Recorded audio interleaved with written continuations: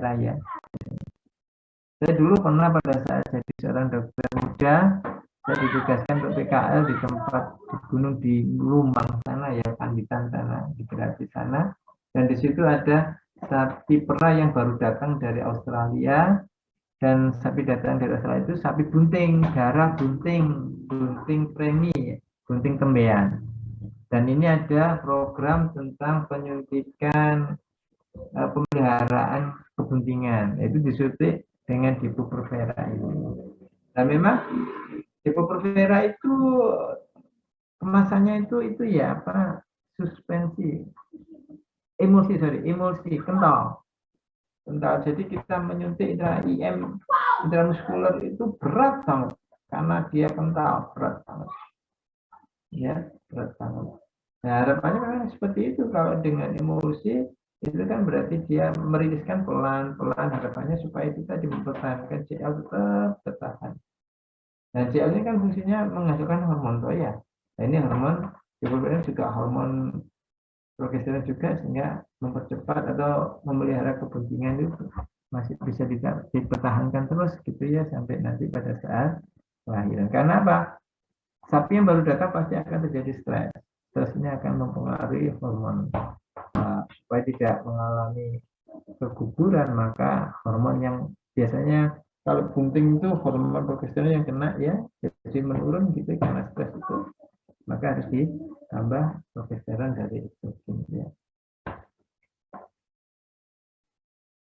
Nah, ini progesteron ini kelebihannya apa? Yaitu tidak melihat fase birahi. Jadi pemberian progesteron ini kan tadi sudah saya jelaskan ya, fase birahi itu kan ada pro, estrus, met, dan diestrus.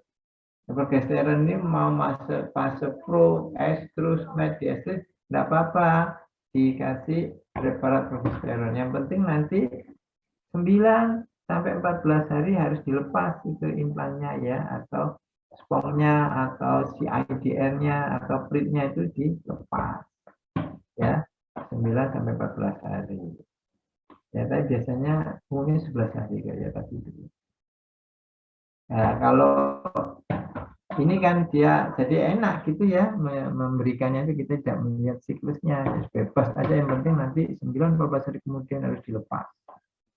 Kalau PGF beda lagi ya, harus melihat siklus birahinya. Kelemahannya, ternak ini tidak nyaman gitu ya, karena ada implan, apalagi implannya di leher gitu ya, kadang-kadang cepat lepas. Yang baik memang di telinga. Apalagi kalau di yang CIDR itu kan penanaman atau ditaruh di vaginal, intravaginal device, itu memang tidak nyaman semua ya. Dan dipasang di situ, terus akhirnya mungkin tidak nyaman, yang sudah mungkin pada saat dia urinasi, merejan, gitu juga akan keluar, dan kadang-kadang talinya ada keluar, dan juga kadang-kadang ada bisa menyebabkan infeksi juga, gitu ya. Tali yang keluar ini kadang-kadang akhirnya bisa mempengaruhi, membuat perhatian yang lainnya, gitu ya, entah itu ayam, entah itu apa, gitu ya. Bisa kadang-kadang kalau ayam tidak mungkin ya, pasti mungkin tak orang atau siapa gitu kan, sapi besar ya, atau mungkin bisa juga ayam pada daerah rebahan dipikir apa, pikir cacing atau apa gitu ya, terus dicucuk gitu ya, dipasok gitu, akhirnya lepas. Ini ya, merejan maka bisa keluar, tidak nyaman tadi, merasa risih kabeh gitu ya. Sebaiknya diimplan di bawah kulit ini sudah tadi ya, leher mudah sekali. Khusus pada babi bisa diberikan melalui pakan. Nah, ini beda lagi kalau babi bisa melalui pakan ini progesteronnya ya, selama kurang lebih 9 hari. Kenapa? Progesteron itu tahan terhadap panas ya, karena dia bentukan dari steroid. Steroid itu kolesterol. Kolesterol itu tahan terhadap suhu ruangan ya. Kalau yang hormon yang unsurnya dari protein itu tidak boleh. Jadi kalau kita beli hormon misalkan FSH, LH, itu memang sebaiknya menyimpannya tidak boleh disimpan di suhu ruangan, tapi di suhu dingin, karena protein mudah sekali terdenaturasi, mudah sekali rusak akibat suhu ruangan ya. Ini supaya birainya bagus, maka progresnya dikombinasi dengan estradiol. Nah, jadi di sini fungsi estradiol adalah untuk supaya lebih menunjukkan birainya yang jelas. Ya, karena estradiol fungsinya kan untuk sapi yang birahi itu pasti sapi yang birahi itu pasti estrogen dalam darah itu meningkat. Nah, ini ditambah estradiol, harapannya semakin jelas nanti kelihatan birahinya itu ya, tingkah laku birahinya ya.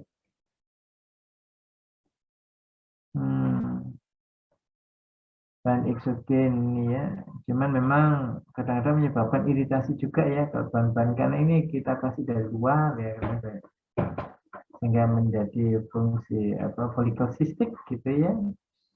Ya, kadang-kadang bisa menyebabkan folikel sistik gitu ya. Radang di situ, kalau radang terbaca kan PGF-nya tidak kuat ya, akhirnya jadi folikel sistik. Nah, dengan penambahan estradiol ini maka bisa mengatasi peradangan tersebut kadang-kadang. Ya, selain memperjelas dia gejala birahi, ternyata estradiol ini bisa untuk mengatasi peradangan akibat implan atau akibat pemasangan di intravaginal tadi ya.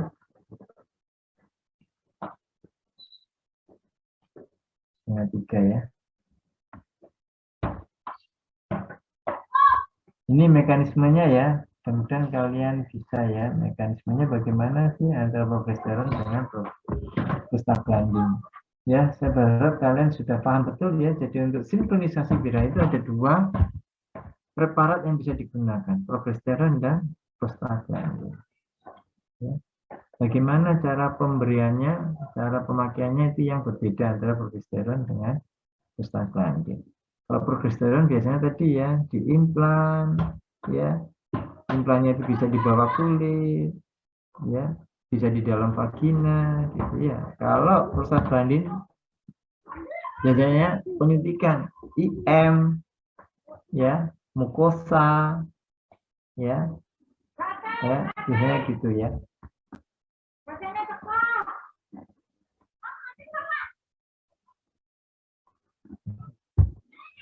Ini tadi kalau progesteron tadi fase semuanya bisa ya. Kalau yang prostaglandin ini harus pada fase luteal. Tadi ya. Proestrus, estrus itu fase folikuler. Sedangkan fase luteal itu dari met dan diestrus. Ya. Kalau met estrus itu awal pertumbuhan awal luteal. Tapi kalau diestrus sudah mulai ke mengarah ke ada pertumbuhan luteal. Jadi memang yang paling baik itu kita menyuntik itu di saat dia diestrus. Diestrus yang sudah mulai pertengahan ya, jangan awal diestrus. Nah, kenapa? Pertumbuhan lutealnya itu sudah matang, sehingga kalau disuntik dengan progesteron ini, disuntik dengan prostaglandin ini akan mengena sasaran untuk CL-nya tersebut, sehingga akan bisa melisiskan CL tersebut.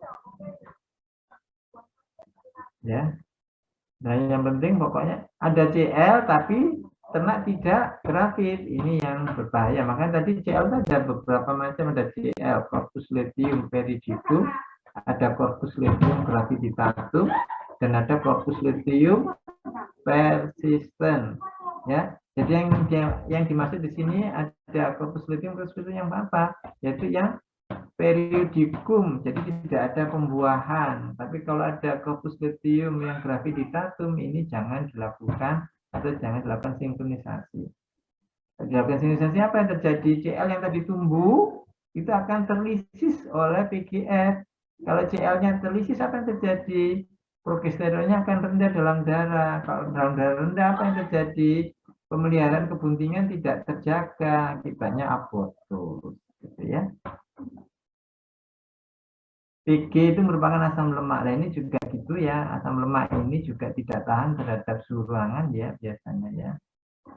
Tapi ada yang mengatakan tidak apa-apa gitu, tapi kita sebaiknya memang kalau kita punya preparat prostaglandin maka penyimpanannya di suhu dingin aja ya. Kalau progesteron estrogen atau estradiol, testosteron bisa disimpan di suhu ruangan.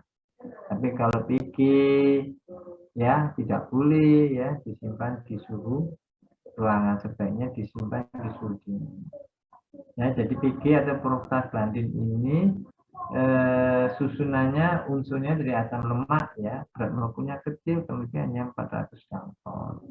Kalau yang protein itu berat molekulnya itu besar, 10.000 dalton biasanya ke atas ya.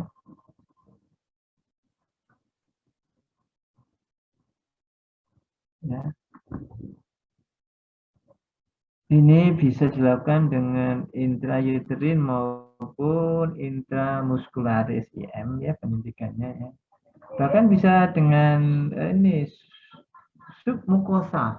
Submukosa dari vulva juga bisa ini PG ini ya, menggunakan penyuntikan PG ya. Dan juga dengan intraovari bisa, intravena juga bisa, tapi jarang karena nanti dikatakan bisa menyebabkan abortus. Ya, jadi intravena jarang ya. Jadi yang paling banyak ini intrauterin IM mestinya ya. Cuma IM itu kan nanti dosisnya besar. Intrauterin sepertiganya. Ya kalau submukosa dari vulva itu lebih sedikit lagi, sepertiga dari intrauterin. Ini kalau yang tadi preparat dagangnya ada PRIT, ada CIDR, ada implan silatik. Kalau yang prostaglandin ini ada berapa? Ada glandin F, ada luteolase, ada prosulfid, ada prostafid, dan ada lain lagi yang produk-produk lain dari pabrik obat lainnya. Ya, jadi kalau nanti kalian beli prostaglandin, gitu nanti ini merek-merek ini dari produk-produk yang berbeda ya. Jadi dari 4 produk ini mana yang terbaik itu jadi tergantung ya, tergantung ada yang minded ke glandin gitu, glandin itu bagus gitu ya, ada yang senang luteolase. Kenapa luteolase itu berdosisnya sedikit aja sudah volumenya sedikit kita suntikkan mempunyai suatu efek yang bagus ya, jelas soalnya apa, memang dikonsentritkan gitu ya. Kalau glandin itu kemasannya 10 cc-an, dimana 10 cc itu isinya 25 miligram kayaknya, saya lupa ya. Kalau telas itu 2 cc kayaknya, 2 cc itu juga isinya sama ya. Jadi lebih konsentrat gitu ya, tergantung ya. Ada prosulfin, ada prostafet, dan ini memang ini nama-nama dagang ini beda perusahaannya, pasti nama dagangnya berbeda. Ini jadi kalau yang tadi progesteron itu di semua fase tidak masalah. Kalau di PG ini, kalau misalkan penyuntikan 1 kali, itu keberhasilan terjadinya birahi itu hanya 76%. Ya, misalkan ini disuntikkan 21 ekor betina, kita suntikkan, kita tidak melihat ya fasenya apa, kita suntik 1 kali.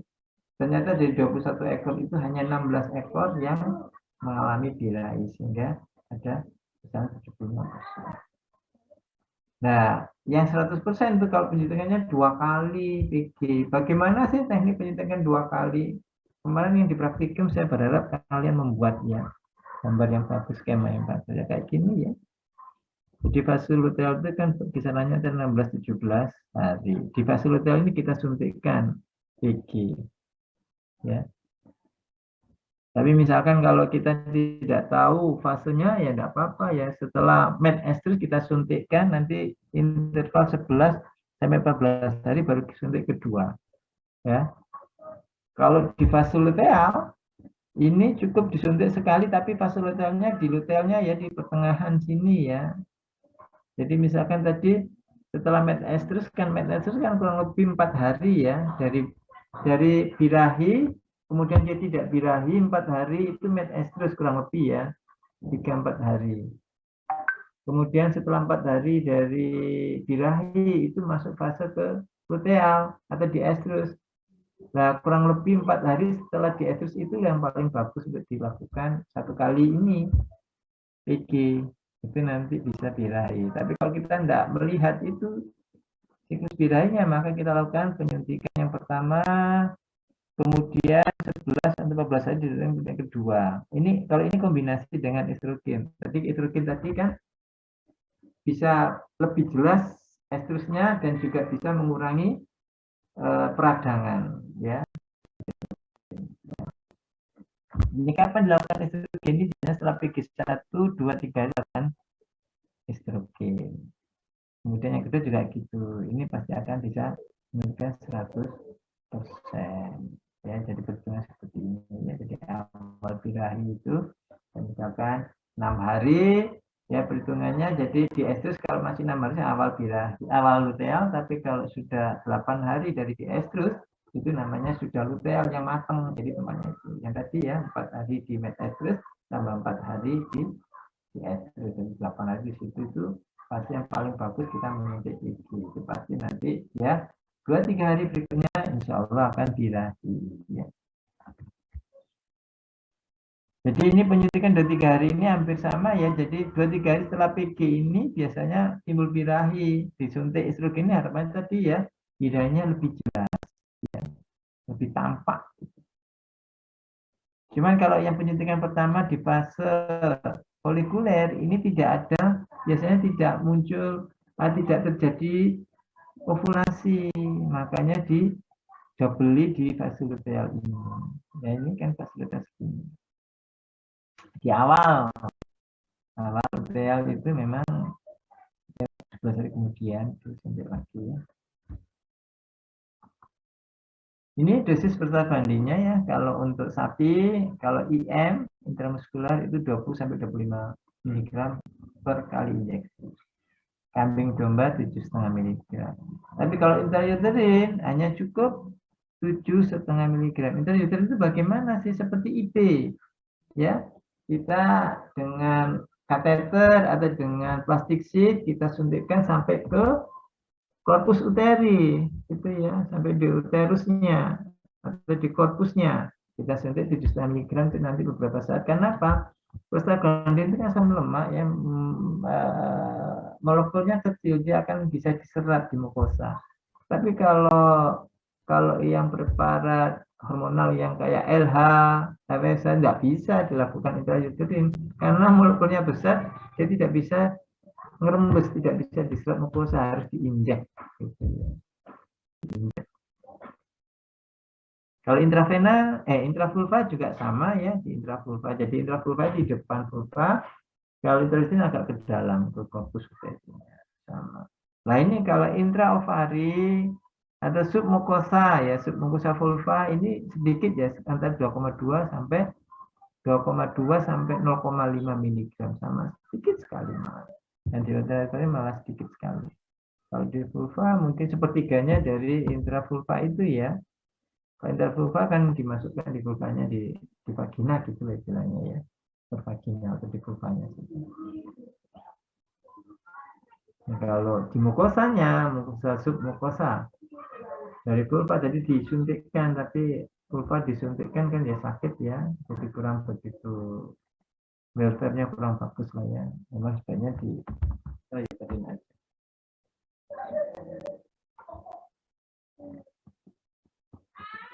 Ini mekanismenya ya. Jadi mekanismenya memang seperti ini. Jadi penyuntik PG itu memang untuk melisiskan korpus luteum yang tumbuh. Kalau tidak ada korpus luteum, ya PG-nya tidak mengena sasaran. Makanya di double 2 kali. Harapannya yang berikutnya mengena sasaran. Ya. Dan yang sangat luar biasanya prostaglandin ini kanker kurun ya. Ada mekanisme kanker kurun ya. Jadi dari vena ini kalau ada PG, dia itu akan merembes ke arteri. Jadi tidak masuk ke hati yang untuk di metabolisme, tapi dari sini misalkan disuntikkan di mukosa gitu ya, dia akan di mukosa kemudian ikuti intravena, vena dari uterina, kemudian dia akan merembes ke arteri ini ovarika ini ya, merembes langsung masuk ke sini, makanya dia namanya mekanisme counter current ya. Jadi bisa dilakukan seperti ini penyuntikan dari prostaglandin ya. Setelah dari ini penyuntikan ya. Kemudian ini kalau intra IM ya, intramuskuler ya, bisa di gluteus ya, ini umumnya di gluteus semuanya. Kalau ini di intrauterin ya, intrauterin atau intravulva saya nggak seberapa jelas ya.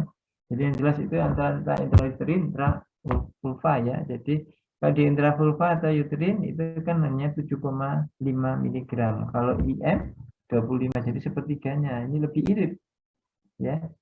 Kalau submukosa tadi lebih irit lagi 0,5 ya. Tapi kan sakit ya, masa disuntikan di submukosa ya.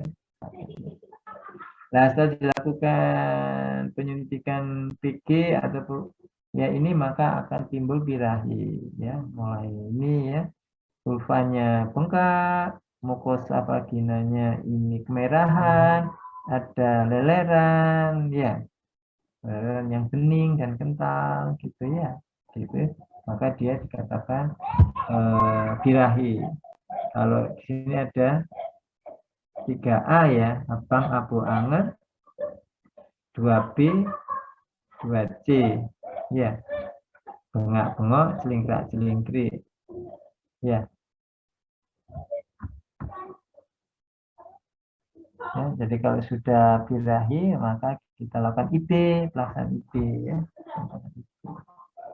Jadi ini ya IP ya. IP memang posisi IP itu kan ada di posisi 3. Posisi 3 itu di cervix akhir, cincin akhir cervix, dan di posisi 4 ini di corpus uteri. Jadi setelah cervix itu ada corpus, badan dari corpus yang nantinya akan di depan percabangan kornua ya, itu corpus uteri.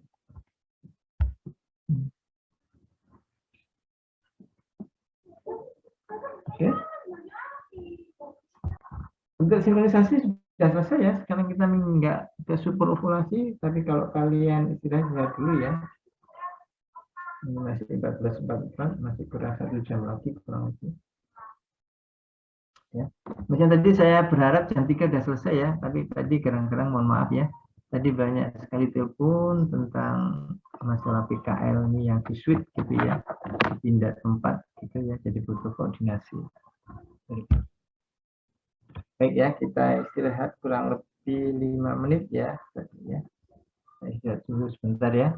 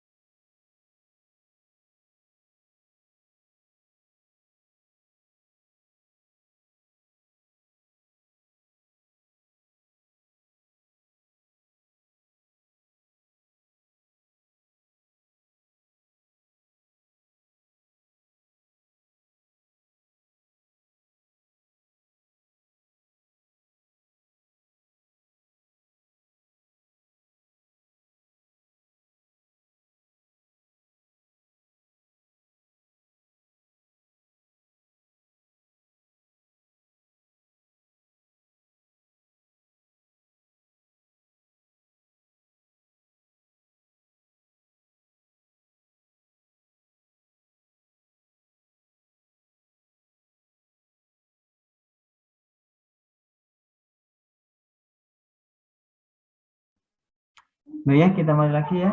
Sekarang superovulasi ya. Jadi superovulasi itu apa sih ya? Bertambahnya jumlah ovulasi dalam satu periode birahi yang normal. Kalian tahu ya bahwa ovulasi itu hanya satu. Setiap folikel degrad itu nanti terovulasinya itu cuma satu. Ya, kalau superovulasi nanti ovulasinya lebih dari satu. Apakah dari satu folikel itu? Tidak. Ternyata banyak folikel yang tumbuh.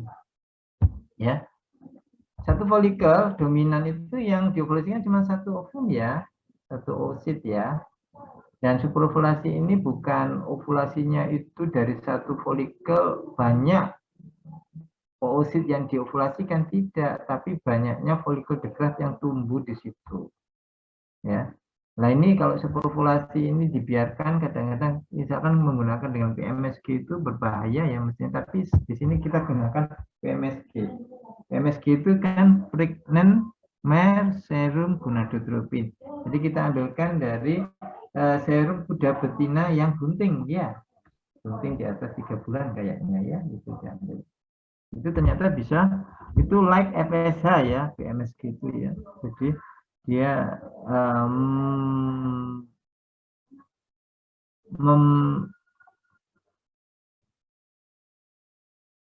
merangsang pertumbuhan folikel pada ovarium ya.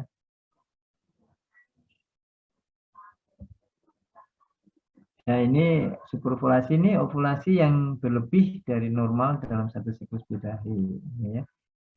Perlu dilakukan manipulasi ya, manipulasinya dengan superovulasi ini ya. Ada namanya opsing gitu ya, opsing. Ovulasi, sinkronisasi ovulasi ini juga ada. Ini beda lagi ya, ini superovulasi. Induksi superovulasi ini menggunakan preparat hormon pasti tadi yang saya jelaskan di awal tadi PMSG ya. Kombinasi dari hormon gonadotropin. Bahkan bisa dikombinasi ya PMSG dan LH. Karena di sini biasanya HCG. Jadi kita kalau beli FSH asli gitu ya agak mahal. Mesti yang like gitu ya. HCG itu hormon chorionic gonadotropin ya.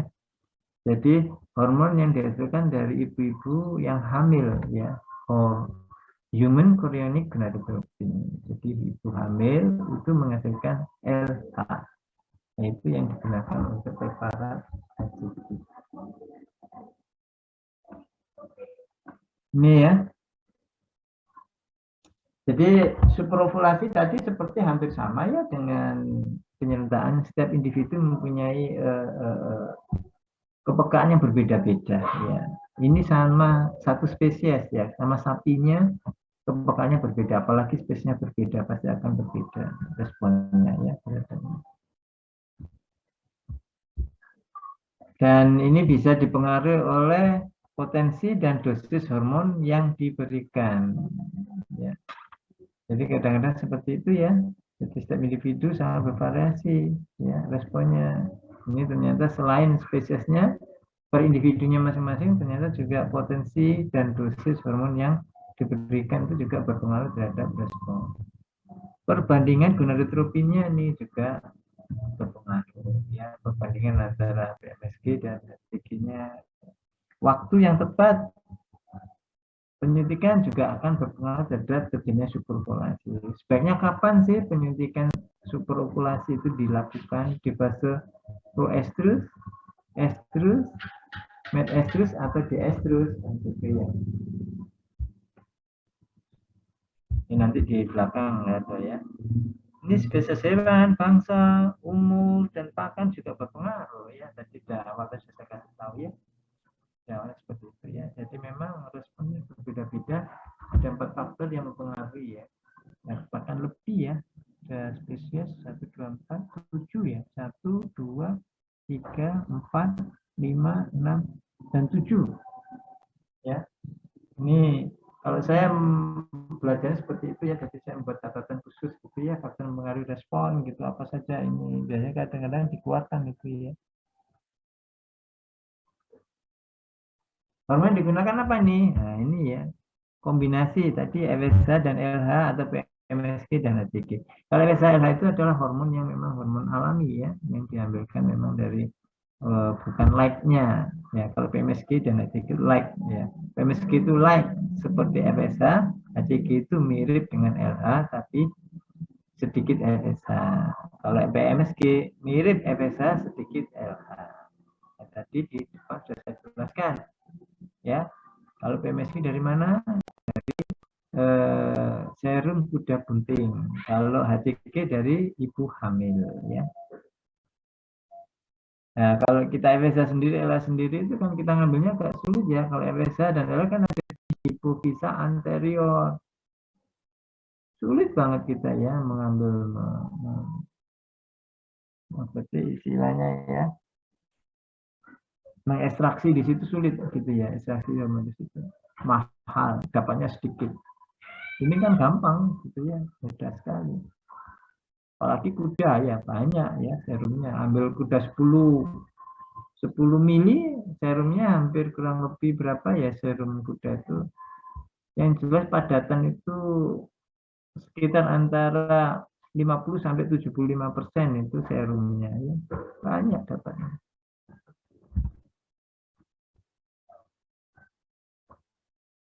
Ini ya, ini tadi PMSG merupakan dari kuda bunting, umurnya berapa sih ini? 1 sampai 4 bulan ya. Jadi itu yang paling tinggi kadar PMSG-nya. Nah, kalau 40 lebih tidak ada PMSG-nya gitu ya. Ini penjelasannya ya, mengapa kok 40 sampai 20 tinggi kalau yang kurang lebih atau tidak. Ini kan ternyata memang saat kebuntingan perlu progesteron ya. Ya, jadi di progesteron ini maka untuk supaya CL-nya itu cukup gitu ya. Atau gravidatum jarak itu supaya cukup bertahan gitu ya. Jadi 40 hari di sini butuh PMSG bersama dengan FSH tadi ya.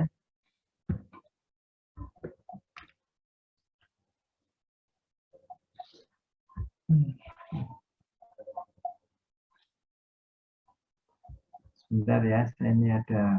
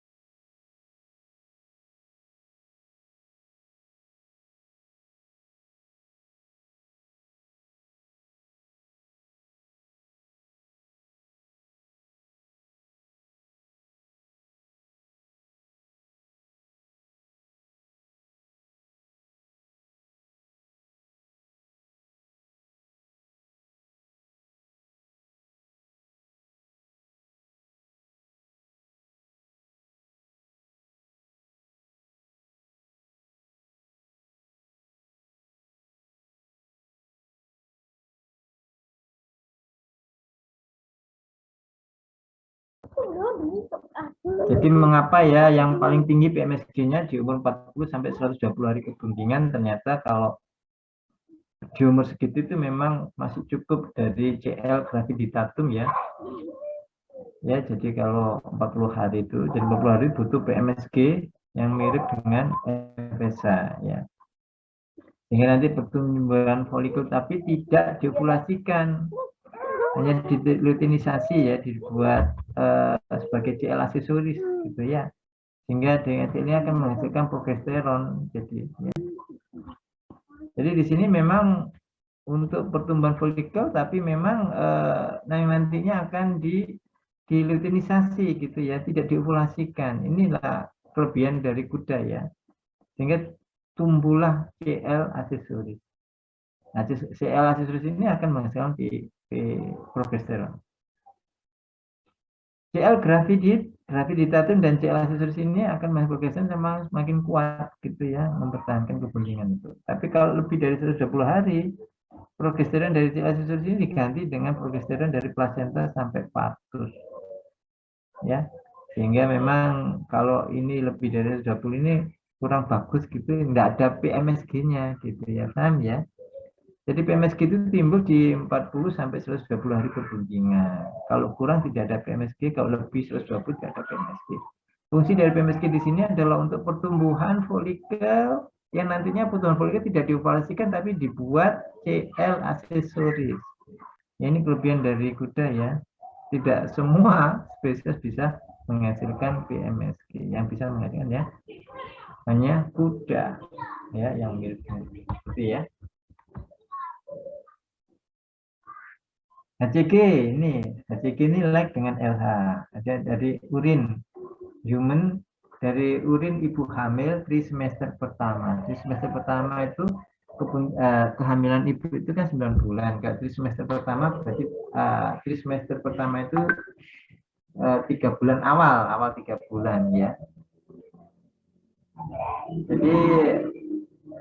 Jadi pada manusia ini ya, folikel ini akan merangsang gonad agar CL graviditatum tetap terpelihara. Ya. Jadi sehingga pada superovulasi ini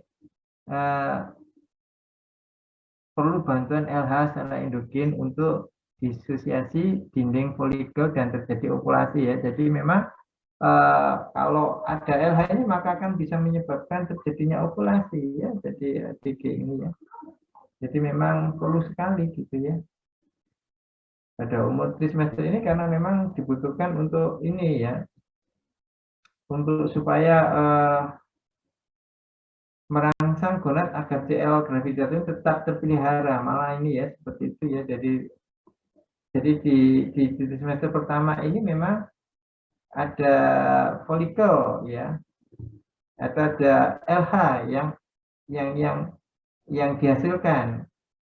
Tetapi LH ini bukan untuk mengovulasikan ya, tapi LH yang dihasilkan dari ibu hamil yang trimester ini ternyata hanya untuk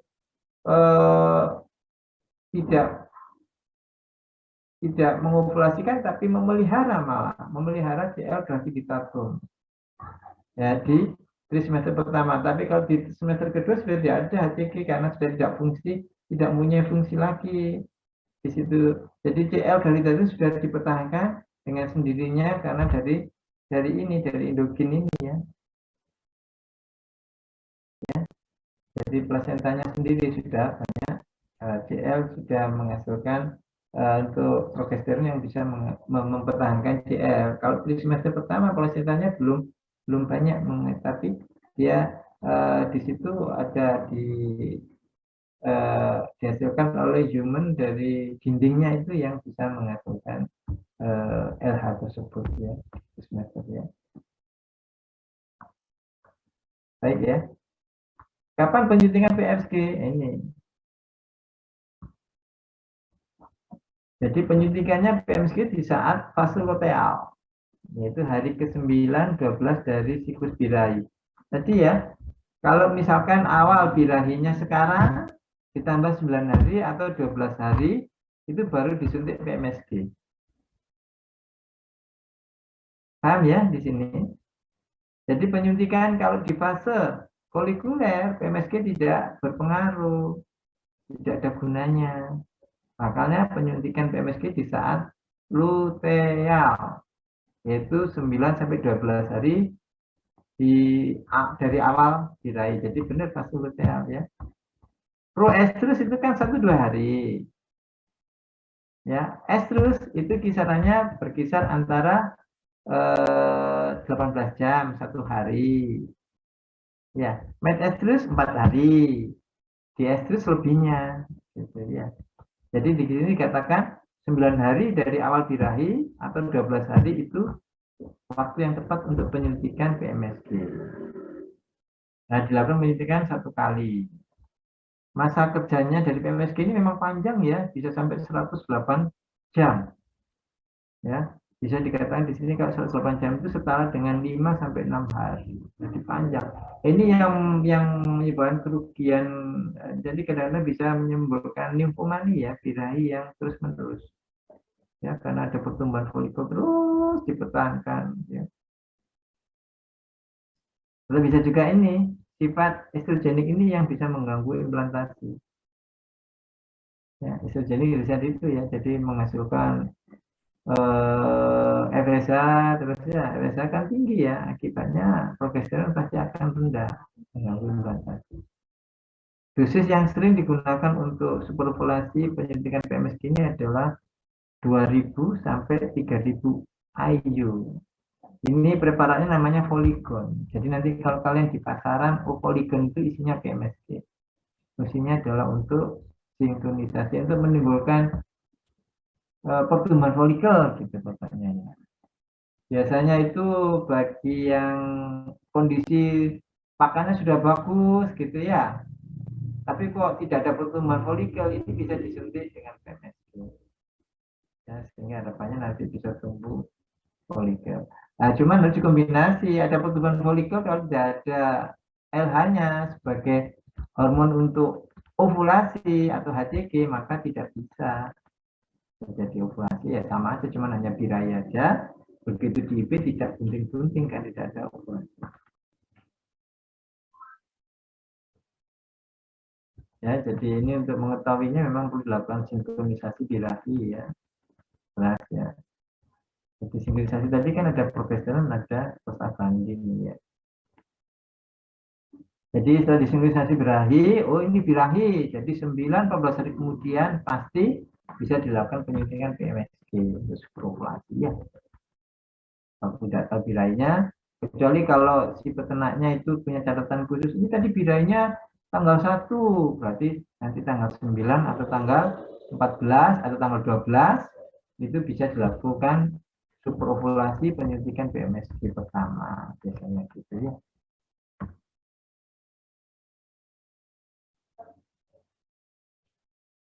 Ya, jadi untuk ini tidak perlu dikawinkan ya. Untuk embrio transfer ini perlu dikawinkan, tapi kalau untuk produksi ovum jadi superovulasi tidak perlu dikawinkan ya. Jadi setelah dilakukan penyuntikan PMSG, nah kemudian dipanen ya, dipanen ini tidak perlu dikawinkan. Jadi ini untuk diambil ovumnya nantinya untuk IVF ya, IVF ya, in vitro fertilisasi ya, gitu. Tapi kalau embryo transfer perlu dikawinkan gitu ya. Jadi dikawinkan di sana, kemudian kalau dia sudah dikasih PMSG, kemudian dia birahi, disuntik dengan LH, ovulasi, terus kemudian kita IB, setelah IB kita ambil embryo transfernya, itu pasti lebih dari 1, karena apa? Pertumbuhan folikelnya kan banyak disuntik dengan PMSG 2000 sampai 3000 IU tadi. Jadi folikel degelnya tumbuh banyak, jadi nanti ovulasinya juga banyak, nanti di flushing ya. Di flushing, dikuras gitu ya embrionya. Biasanya yang dikuras itu embrio yang sudah morula ya, lebih dari 4 sel, 16, 32 gitu ya. Biasanya. Tapi ada yang mengatakan 4 sel juga enggak apa-apa, sangat cepat perkembangannya. Ya kadang-kadang begitu kita flushing, kita simpan, kalau kondisi medianya itu memungkinkan dia akan membelah diri sel. Dan memang sebaiknya untuk in vitro itu di saat dia sudah blastosis ya. Jadi sudah morula sudah lebih dari 30-64 sel ya. Jadi sudah blastosis itu berarti sudah banyak selnya ya. Sudah ada rongga ya. Nah, ini syarat kondisi fisiologis donor dan resipien harus sama ya. Jadi kalau embrio transfer berarti fisiologis yang donor dan jadi misalkan kalau yang donor sekarang ini waktunya dia umur kebuntingannya 7 hari gitu ya. Si resipien juga dikondisikan dia sudah umur 7 hari buntingnya gitu padahal dia tidak ada bunting ya. Gimana cara ini ditambah disuntik hormon progesteron 7 hari itu progresnya berapa sih tingginya? Oh sekian, berarti yang resipien ini juga disuntik hormon sekian tingginya. Biasanya 4 nanogram gitu. Kalau dia masih belum 4 nanogram disuntik sampai 4 nanogram. Nah ini baru dari donor tadi diambil, dimasukkan ke resipien. Nah harapannya supaya nanti bisa implan di situ ya, karena progesteron kan mempunyai fungsi untuk memelihara kebuntingan. Ini teknik superovulasinya, jadi memang agak sedikit rumit ya, tapi nanti ini kalau berhasil luar biasa ini ya. Tidak gampang ya, teoritisnya seperti ini. Jadi pertama yang donor itu ya, ini superovulasi dengan PMSG dan HCG ya. Kemudian disinkron dengan PG. Jadi PG di sini untuk sinkronisasinya ya, kalau PMSG dan HCG untuk superovulasi. Ingat ya, PMSG dan HCG untuk superovulasi, sedangkan sinkronisasinya dengan menggunakan PG. Sinkronisasi tadi selain PG dengan progesteron juga bisa. Tapi kalau untuk ini, untuk ET ini embryo transfer ya ini ya, atau untuk flushingnya nanti embryo transfer itu biasanya dengan PG. Jadi bagaimana tekniknya? Ya kita PG tadi kan sudah diketahui ya, kita menggunakan PG 2 kali ya ini ya. Berarti kita suntik di fase luteal apapun tidak apa-apa ya. Ya, setelah dilakukan PG pertama, penyuntikan PG tadi kalau IM berapa banyak tadi 20 mg ya. Terus 11 hari kemudian kita suntik lagi PG yang kedua. Nah, 2-3 hari kemudian pasti dia birahi. Itu kita suntik kita anggap 0. 9 hari kemudian kita lakukan PMSG tadi untuk superovulasi.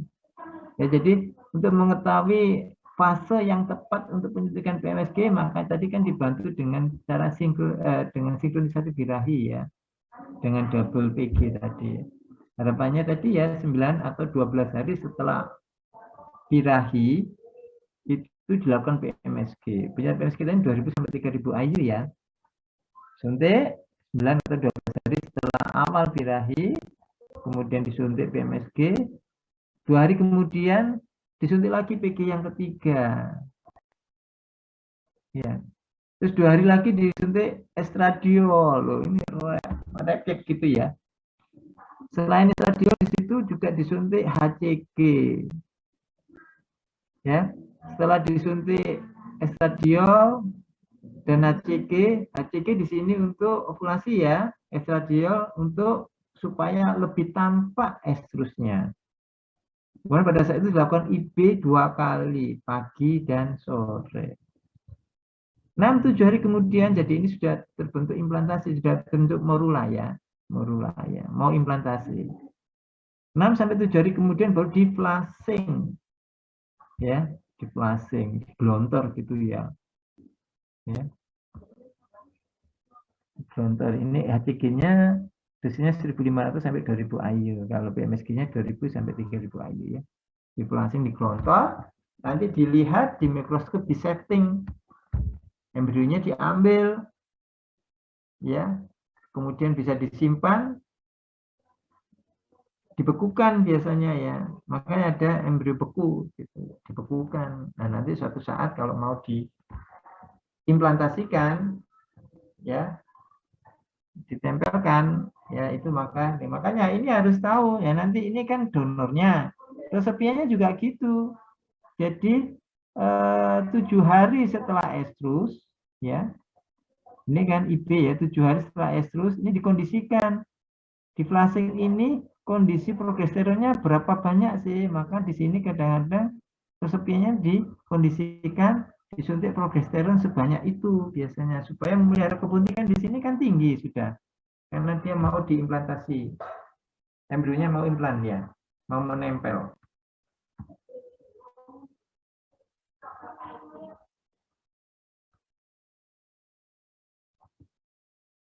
Ini donor, kok sama ya? Wah ini salah ini, mestinya resepiannya.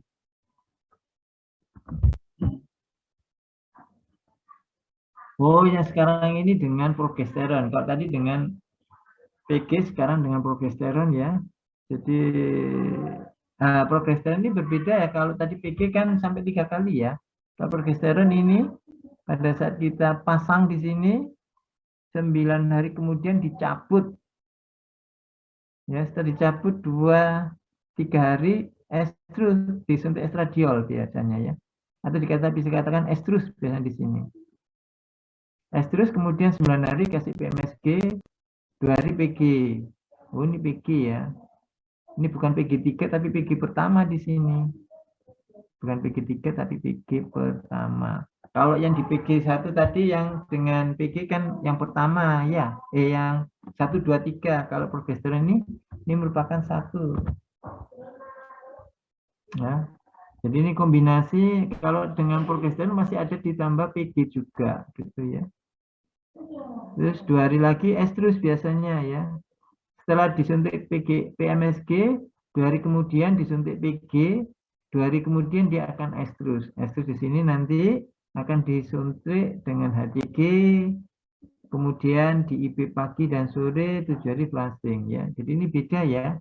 Kalau yang PG tadi, di sini PG 11 hari baru PG kedua. Ya, terus tadi ya nanti terus 2-3 hari estrus, 9 hari kasih PMSG, 2 hari PG3 estrus baru ini. Kalau ini enggak, prit ditanam di intravaginal 9 hari dicabut, 2 hari estrus, 9 hari kemudian dipasang disuntik PMSG, 2 hari disuntik PG yang pertama, 2 hari kemudian estrus dilakukan penyuntikan HCG sama IB pagi dan sore. Jadi ya. Gitu ya. Beda ya.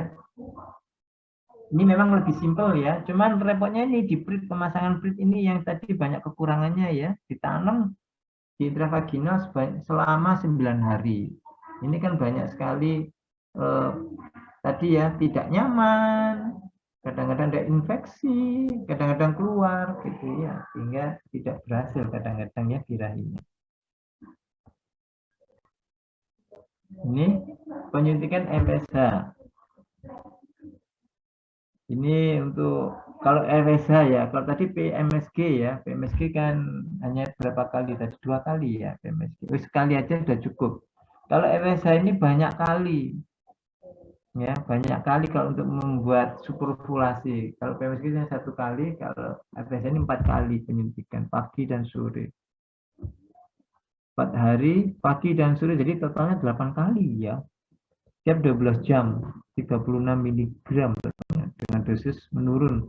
Pertama 6 pagi, 6 sore, besoknya 5 pagi, 5 sore, besoknya 4 pagi, sorenya 4, besoknya 3 ya. Jadi karena FSH masa pendek ya masa kerjanya. Kalau PMSG masa panjang ya, masa kerjanya panjang tadi ya. Bisa sampai berapa hari tadi ya.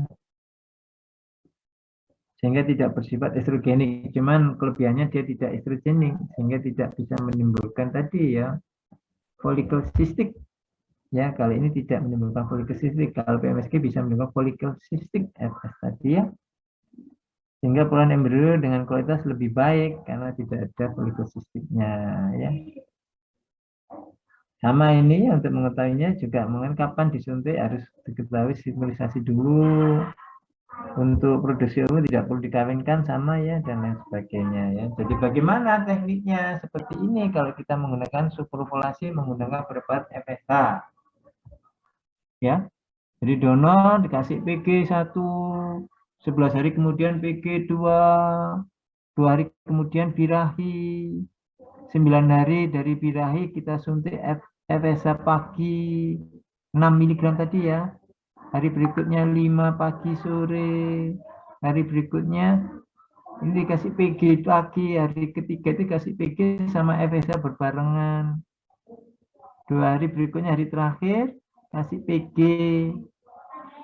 Dikasih FSH pagi dan sore. Terus terus kasih LH. Waduh, ini memang banyak sekali ya. Tapi ini hasilnya bagus gitu ya. Dan di donornya tidak mengalami nymphomani gitu ya, karena tidak ada pertumbuhan folikel sistik. Ya cuman itu tadi, setiap hari kita suntik ya, selama 4 hari berturut-turut pagi dan sore. Terus kombinasi dengan PG yang hari ketiga. Terus begitu dia suntik hari keempat, ya 2 hari kemudian dia AS terus dikasih LH. Jadi bukan HCG tapi LH. Kalau yang tadi kan pakai HCG ya, PMSG HCG. Kalau ini FSH kombinasinya dengan LH ini mahal banget ya, mahal banget. Ya, LH-nya sih tidak disebutkan ya berapa ya. Berapa dosisnya yang tidak disebutkan di sini. LH-nya.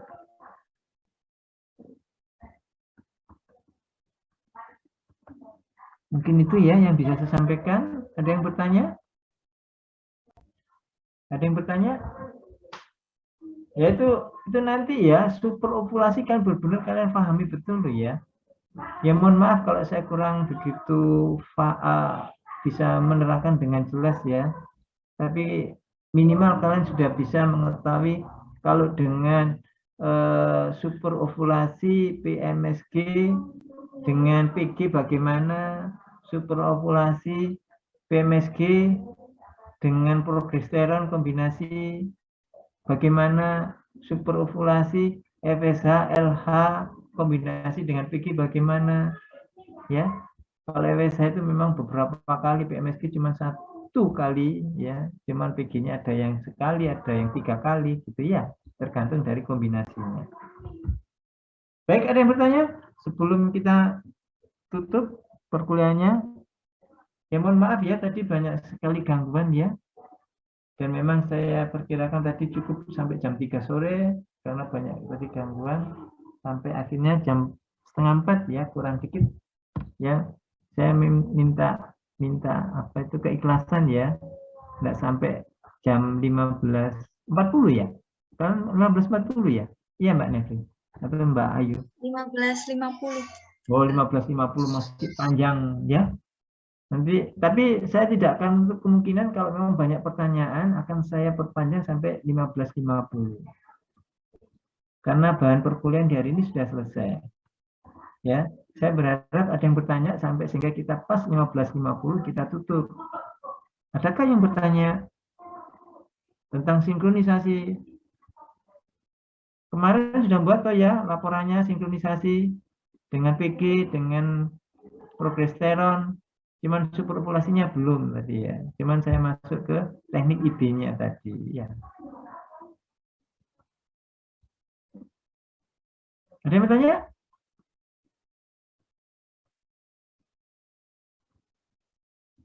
Tidak ada.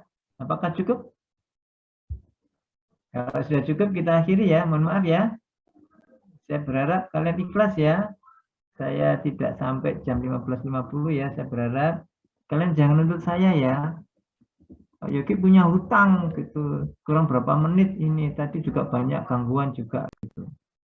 Saya berharap kalian jangan menuntut saya yang memang saya tidak mampu untuk itu ya.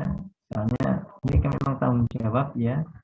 Saya berharap apa yang saya dapatkan itu barokah ya.